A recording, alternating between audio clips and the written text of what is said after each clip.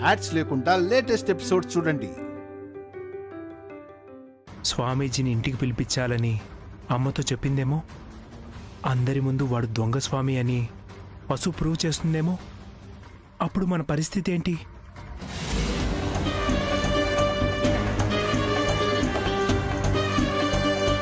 అమ్మ మనల్ని అసహ్యంగా చూస్తుంది. ఇంటి నుంచి గెంటేసినా ఆశ్చర్యపోనక్కర్లేదు. ఫస్ట్ నన్ను ఇంటి నుంచి పంపించేస్తుంది. ఆ ఫేక్ స్వామిని అరేంజ్ చేసింది మా మామే కదా. అలా జరగకూడదంటే మనం ఒక పని చేయాలి. స్వామీజీకి ఫోన్ చేయకుండా ఆపేద్దామా? వద్దు. స్వామీజీకి ఫోన్ చేయాలి. అది మనం చేయకూడదు. హారిక వాళ్ళ అమ్మతో చేయించాలి. వసు ప్లాన్లు ఆ స్వామీజీకి తెలిసేలా చేయాలి. అప్పుడు స్వామీజీ జాగ్రత్త పడతాడు. కరెక్ట్ బావగారు. అప్పుడు ఆ దొంగ స్వామీజీ మనకి అనుకూలంగా చెప్తారు. వసు అక్క ఎన్ని గిమ్మిక్కులు చేసినా బయటపడదు. హారిక, వెంటనే మీ అమ్మకి ఫోన్ చేయి. ఇక్కడ జరిగిందంతా చెప్పి ఆ స్వామీజీని అలర్ట్ చేయమని చెప్పు. మేం వెళ్ళి స్వామీజీని కలిసొస్తాం.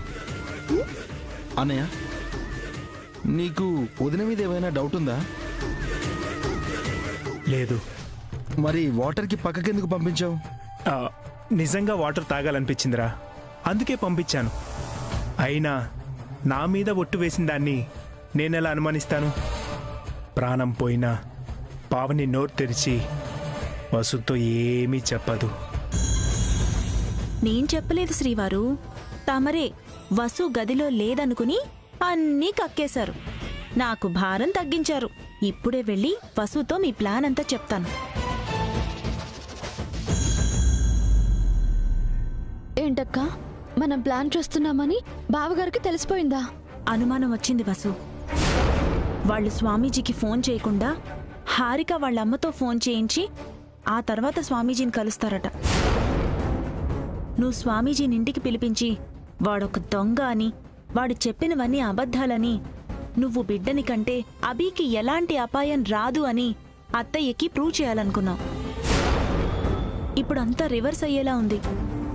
వాళ్ళ దొంగ స్వామీజీకి మన ప్లాన్ చెప్తే వాడు నోరు తెరిచి నిజం చెప్పడు.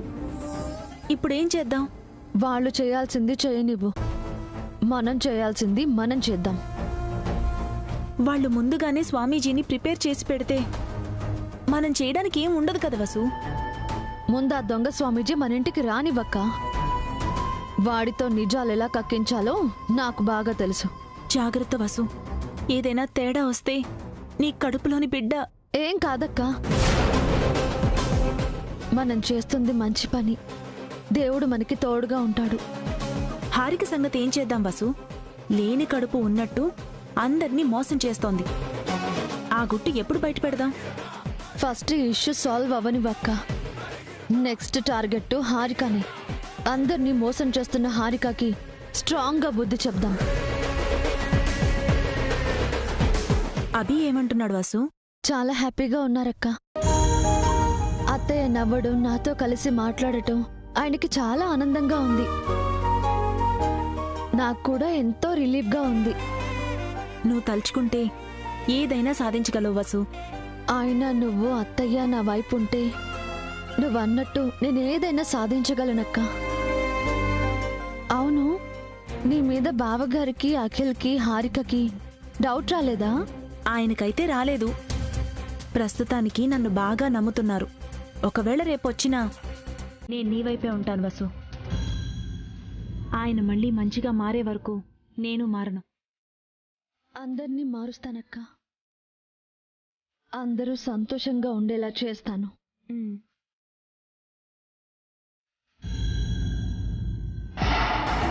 మ్యాటర్ చెప్పారు కదా, ఇక నాకు వదిలేయండి, నేను చూసుకుంటాను. ఏంటి నువ్వు చూసుకునేది? నువ్వు ఇక్కడ ఆవలిస్తే అక్కడ పేగులు లెక్క పెడుతుంది ఆ బస్సు. తనతో చాలా జాగ్రత్తగా ఉండాలి. అలాంటి వాళ్ళని ఎంతమందిని చూసా, నాకేం భయం లేదు. రేయ్, అక్కడికొచ్చి నోటుకొచ్చింది వాగావనుకో, నిన్ను అక్కడే జీవ సమాధి చేసేస్తా. నేను స్వామీజీనయ్యా, కాస్త రెస్పెక్ట్ ఇవ్వండి. దొంగ స్వామీజీ గాడివి, నీకు రెస్పెక్ట్ ఎందుకురా? చెప్పిందంత గుర్తుంది కదా? గుర్తుందండి. రేపు ఉదయం 10 గంటలకు మీ ఇంటికి రావాలి. వసుబిడ్డ వెంటనే చనిపోవాలి, లేదంటే అభి చనిపోతాడని భయపెట్టాలి. ఎవరేం చెప్పినా వినకుండా అభి బ్రతకాలంటే అదొక్కటే పరిష్కారం అని గట్టిగా చెప్పి వచ్చేయాలి. అంతేగా? అంతే. అంతకు మించి ఇంకొక మాట ఎక్స్ట్రా మాట్లాడకు. అసలు మాతో తప్ప వేరే ఇంకెవరితో మాట్లాడకూడదు. ఇదిగో నీ రెమ్యునరేషన్. ఆహా, మహాప్రసాదం. ఎంత ఇచ్చావు అన్నయ్య? 10,000.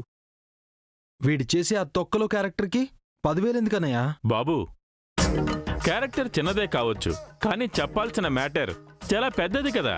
ఏ 10,000 చాలవా? ఇంకా కావాలా? 10 లక్షలు ఇచ్చామనుకుంటున్నారా ఏంటి వీళ్ళు? 10,000కి ఎంత బిల్డప్ ఇస్తున్నారు? వీడికి ఇదే ఎక్కువ అన్నయ్య. చూడు, రేపేదైనా తేడా చేశావో చెప్పాను కదా, నీకు జీవ సమాధే. అంత బంపర్ ఆఫర్ ఎందుకులే బాబు. రేపు నేను చెప్పింది వినగానే మీ అమ్మగారు ఆ వస్తువును తీసుకుని వెంటనే వెళ్ళకపోతే అప్పుడు చూడండి. ఎక్కడికి వెళ్తుంది? అబార్షన్ చేయించడానికి బాబు. రేపు నేను చెప్పిందే జరుగుతుంది. ఈ ఓవర్ యాక్షనే వద్దు అనేది. చాలా జాగ్రత్తగా ఉండాలి. రేపు చెప్పిన టైంకి రా. పదనయ్య. తెంగర్నాయాళ్ళు, ఆ చాముండేశ్వరి ఆల్రెడీ నాకు మనీ ఇచ్చింది. అది తెలియక మళ్ళీ వీళ్ళు ఇచ్చారు. ఫ్యూచర్లో వీళ్ళని బాగా వాడేసుకోవాలి.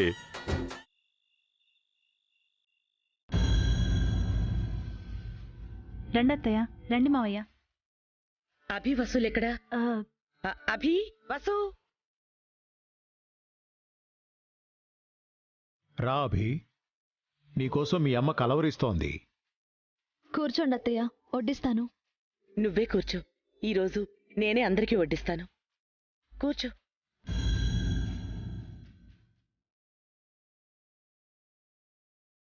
పావని, హారిక, మీరు కూడా కూర్చోండి.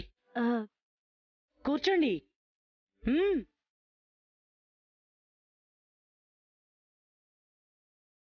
వసు, ఈరోజు అన్నీ నీకిష్టమైన వంటలే చేశాను. కడుపు నిండా తృప్తిగా తినాలి. ఏంటమ్మా, మీరు వసుగారు బాగా కలిసిపోయినట్టున్నారు. అసలు ఎలా సాధ్యమైంది? వాళ్ళు అత్తాకోడలు అభి. గొడవ పడతారు, కలిసిపోతారు. మధ్యలో మనం ఇన్వాల్వ్ కాకూడదు. బాగా చెప్పారండి. మా మధ్యలో మీరు అస్సలు జోక్యం చేసుకోవద్దు.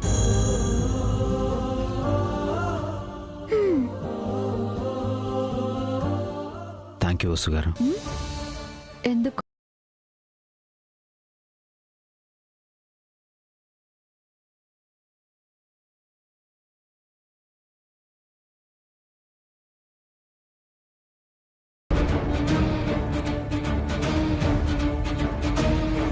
ఎక్కడికెళ్ళారా ఎంతసేపు? స్వామీజీ దగ్గరికి వెళ్ళొచ్చాను నాన్న. రేపు మన ఇంటికి రమ్మని పిలవడానికి వెళ్ళాం. ఎందుకు? స్వామీజీ ఇంటికి రావటం మంచిదే కదండి. మంచి చెడు చెప్తారు. ఈ మధ్య దొంగ స్వామీజీలు ఎక్కువైపోయారు.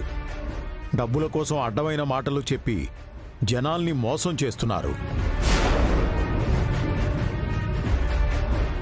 అలా చెప్పండి మావయ్య. ఊరికే అందర్నీ గుడ్డిగా నమ్మేస్తున్నారు వీళ్ళు. నువ్వు ఆపుతావా? అందరు స్వామీజీలు చెడ్డవాళ్ళు కారు. అన్నయ్య,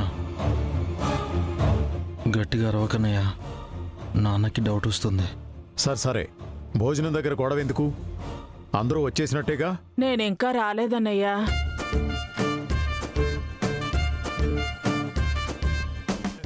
అదేంటిదినా, నువ్వు నడుచుకుంటూ వస్తున్నావు? ఇంకెలా రావాలొదినా? ఒకరోజు రెస్ట్ తీసుకోవాలని నీకు డాక్టర్ గారు చెప్పారంట కదా. బయటికి ఎందుకు వచ్చావమ్మా? రూమ్లోకి భోజనం పంపించేవాళ్ళం కదా. ఎవరు తెస్తారన్నయ్యా? పొద్దుట్నుంచి నాకు మంచినీళ్ళు ఇచ్చేవాళ్ళు కూడా లేరు.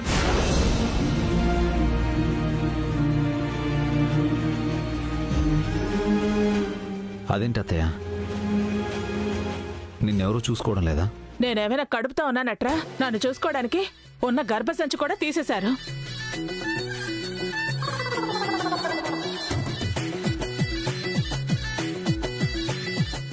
ఏం చేస్తున్నావు సుమంగళి? నువ్వు ఇవన్నీ తినకూడదు. కొన్నాళ్లు పథ్యం ఉండాలి. జయంతి, సుమంగళికి పెరుగన్నం పెట్టు. చచ్చిపోతానన్నయ్యా. అసలే నేను నుంచి నీరసంగా ఉన్నాను. ఓ వారం రోజులు పచ్చి ఉండదునా, ఏం కాదు. నా వల్ల కాదొదినా, నేను పోయినా పర్వాలేదు, నాకిష్టమైనవన్నీ తినేస్తాను.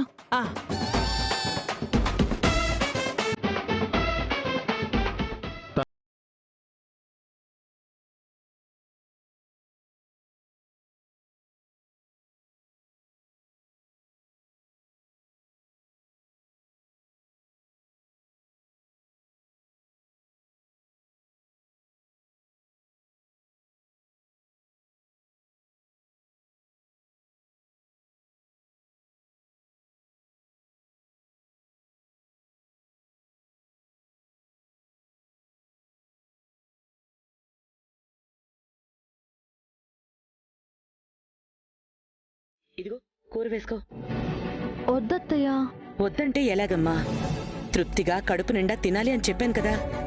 నువ్వు తినుకుంటే బలవంతంగా నేనే తినిపిస్తాను.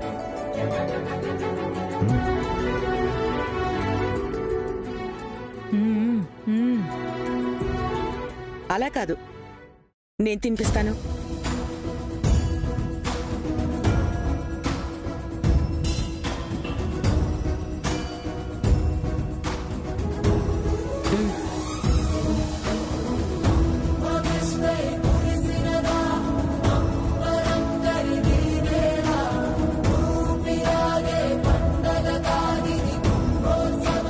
బాగా తినాలి.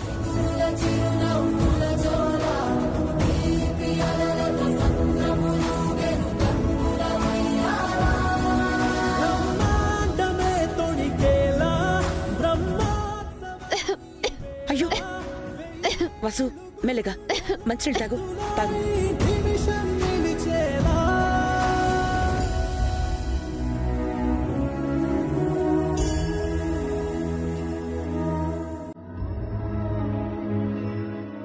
నాకొచ్చిన కళ ఎంత పచ్చిగా నిజమవుతుందని కల్లో కూడా అనుకోలేదు. అయినా ఈ సంతోషం ఎంతసేపులే. రేపు స్వామీజీ రాగానే దీని కడుపు పోతుంది, నా కడుపు మంట చొల్లరుతుంది.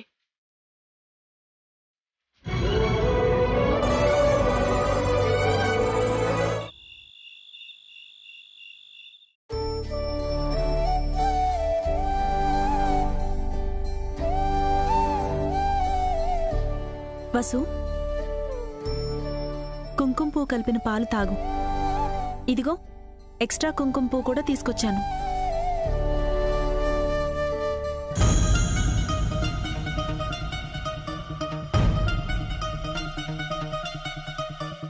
అఖిలు, హారిక, అత్తయ్య నేను ఒకటైపోయి వసుకి అభాషణ అయ్యేలా చేసి ఈ ఆస్తికి వారసులు లేకుండా చేస్తాం. నువ్వు నీ బిడ్డని వదులుకోవాల్సిందే. నువ్వేమో నా కడుపులో బిడ్డ బాగుండాలని శ్రద్ధగా కుంకుమ పాలు తెచ్చావు. వాళ్ళేమో నా బిడ్డని కడుపులోనే చంపాలనుకుంటున్నారు. అత్తయ్య అబార్షన్ చేయించాలనుకుంటున్నారు. ఆయనేమో నిన్నటి వరకు నేను అత్తయ్యతో సరిగ్గా మాట్లాడడం లేదని నాతో మూడీగా ఉన్నారు. చాలా విచిత్రమైన పరిస్థితి కదక్కా. అవును వసు, నీ స్థానంలో వేరే ఏ ఆడపిల్ల ఉన్నా తన పరిస్థితి ఊహించుకోవడానికే భయంగా ఉంది. నువ్వు కాబట్టి ధైర్యంగా ఉన్నావు. ఎదురు తిరిగి పోరాడడం తప్ప నేను మాత్రం చేయగలిగిందేముందక్కా? అక్కడే నీ బలమైన వ్యక్తిత్వం ఉంది వసు. చిన్నప్పటి నుంచి కష్టాలు పడుతూ వచ్చావు, ఇప్పుడు కూడా కష్టాలు పడుతున్నావు. ఆ కష్టాలే నీకు ధైర్యాన్నిస్తున్నాయి, పోరాడమని చెప్తున్నాయి. ఇవాళ అత్తయ్య ఎంత సంతోషంగా ఉన్నారో. డైనింగ్ టేబుల్ దగ్గర అయితే మరీ చిన్నపిల్ల అయిపోయారు. ఆ సంతోషమంతా నేను అబార్షన్ చేయించుకోకపోతే ఉండదు కదక్కా. కనకపోయినా అభిని కన్నబిడ్డలా పెంచారు వసు. బిడ్డ కోసం తల్లి ఆరాటపడ్డం తప్పు కాదు కదా. నేను ఆడదాన్నే కదక్కా. నా బిడ్డ కోసం నేను ఆరాట పడటం తప్ప?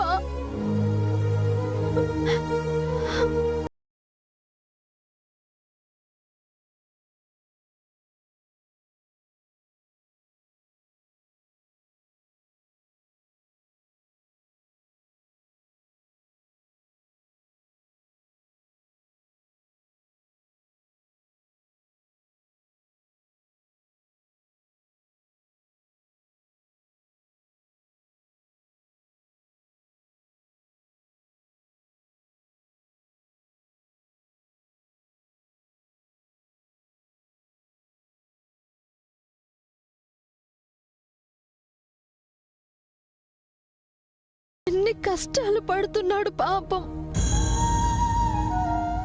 రేపు భూమి మీదకి వస్తే వీడి జీవితం ఎలా ఉంటుందో. అద్భుతంగా ఉంటుంది. వాడు అభి వసూల కొడుకు. తప్పకుండా గొప్పవాడవుతాడు. ఇందాకే తెలిసింది, ఆయన అఖిల్ స్వామీజీని కలిసి ప్రిపేర్ చేసొచ్చారట. రేపు మనం చాలా జాగ్రత్తగా ఉండాలి వసు. చాలా తెలివిగా నిజం చెప్పించాలి. ఆ దొంగ స్వామీజీ అత్తయ్యతో నిజం చెప్తే నా బిడ్డకి భవిష్యత్తు ఉంటుందక్క. వాణ్ణి కాపాడుకోవడం కోసం నేను ఏమైనా చేస్తాను. ఎలాగైనా నిజం చెప్పిస్తాను. రేపటి సూర్యోదయం నా బిడ్డ భవిష్యత్తు కూడా కొత్త ఉదయం.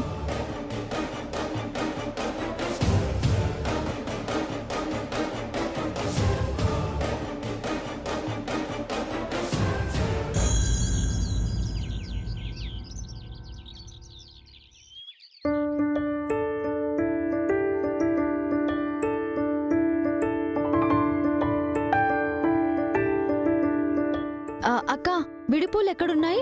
అదిగో అక్కడ టీపాయ్ మీదున్నాయి. పిన్ని గారు, ఆ పూలు కాస్త ఇవ్వండి. నేను నిన్ననే బెడ్ దిగానే, నేనే పని చేయలేను. వదినా, పూలు అందించడం కూడా ఓ పనేనా వదినా? అవెంత బరువుంటాయని? అంటే నీరసంగా ఉందొదినా. రాత్రి కడుపు నిండా తిన్నావు కదా వదినా, ఇంకా నీరసమేంటి?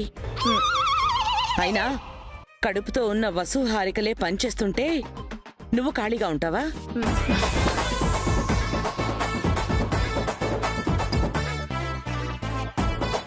అమ్మా వసు, కాఫీ ఏమైనా ఇవ్వనా? వద్దత్తయ్యా. ఏదో ఒకటి తాగకపోతే నీరస పడిపోతావు. అయ్యో, అప్పుడే చెమట్లు కూడా పట్టేస్తున్నాయి చూడు.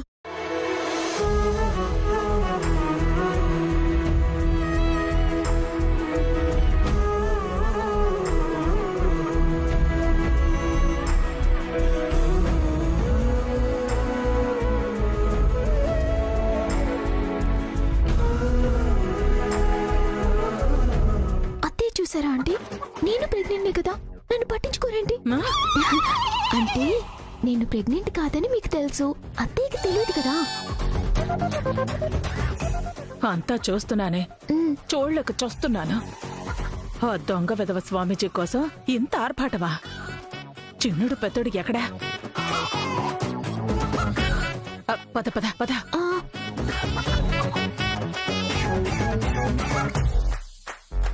చిచి, నిజమైన స్వామీజీకి రెడ్ కార్పెట్ పరిచినా ఒక అర్థం ఉందిరా. దొంగ స్వామీజీ గారికి ఇంత గ్రాండ్ గా ఏర్పాటు చేస్తుంటే చాలా అసహ్యంగా ఉంది. వాన్నింటికి పిలిపించేది మనమే కదన్నయ్య, ఏర్పాట్లు చేయక తప్పుతుందా? ఈ రోజు వాడు ఏదైనా తేడా చేయాలి. ఇదే కార్పెట్ లో వాడు శవాన్ని చుట్టేసి హుస్సేన్ సాగర్ లో వేసేద్దాం. చచ్చా, ఇన్నాళ్ళు బతికింది ఈ దరిద్రం చూడటానికా? అదే మేము అనుకుంటున్నాం. దొంగ స్వామీజీ గారికి రాజమర్యాదలు చేస్తున్నామని. ఆంటీ అంటుంది స్వామీజీ గురించి కాదండి, లోపల అత్తయ్య వసూకల గురించి. ఏ, వాళ్ళు ప్రేమానురాగాలు మళ్ళీ మొదలు పెట్టారా? లోపలికొచ్చి చూడరా, నిన్న తిన్నది కూడా బయటకు తన్నుకొచ్చేస్తుంది. ఈ రోజు మన ప్లాన్ సక్సెస్ అయితే అంతా రివర్స్ అవుతుంది అత్తయ్య. చూస్తుంటే మనం ప్లాన్ చేసినట్టు కాదురా, ఆ వసు ప్లాన్ చేసినట్టుంది. ఈ రోజు ఏం జరుగుతుందో ఏమో అని భయంగా ఉంది. అంతా మనం అనుకున్నట్టే జరుగుతుంది అత్తయ్య. రేపటికంతా అమ్మే వసుని హాస్పిటల్కి తీసుకుని వెళ్ళి అబార్షన్ చేయిస్తుంది. అప్పుడు మన బేబీ మాత్రమే ఈ ఇంట్లో ఉంటుంది కదా హారిక.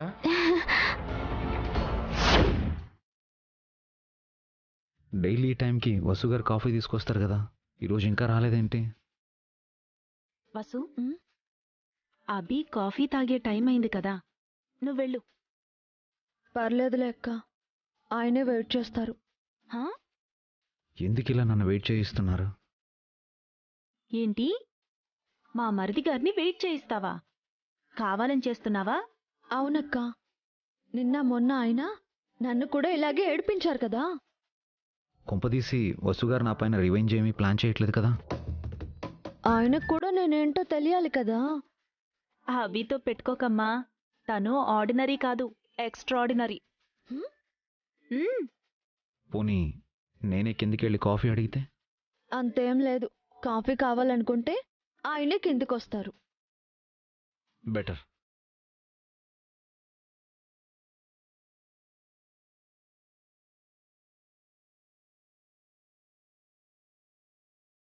వస్తున్నాడు వసు. రానివ్వు.